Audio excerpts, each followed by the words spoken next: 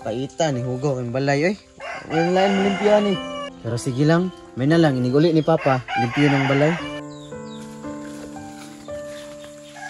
Nabakas taklo ron diya, no? Nara siguro siya diya karon. Kabalok ko nga malipay siya sa akong balita karon.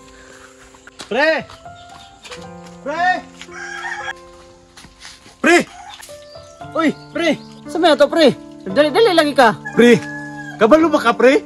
Katong ex ni mga gihigog magmayo sa una ba? Iulay na! Kinsa man, pre?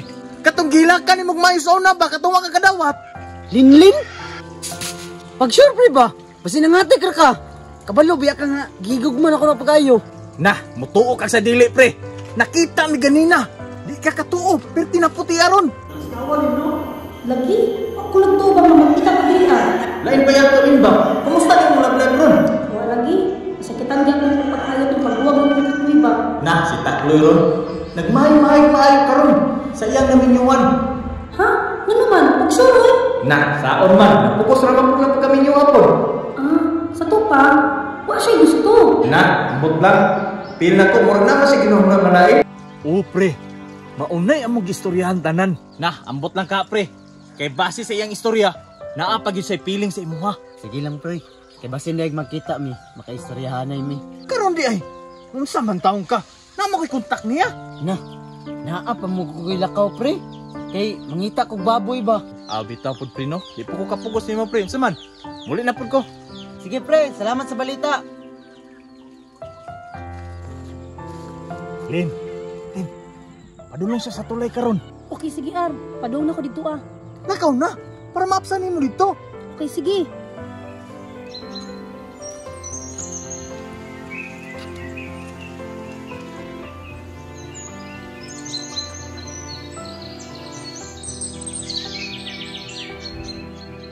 Lagi ba ka sa diri ano?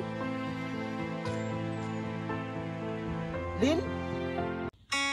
Chloe? Tinuod yun akong nadunggan, nganing uli ka. Kumusta na mga karon, Chloe?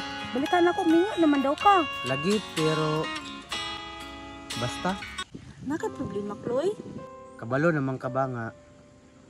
Sukad pa sa una, ikaw ang sulod sa akong dughan.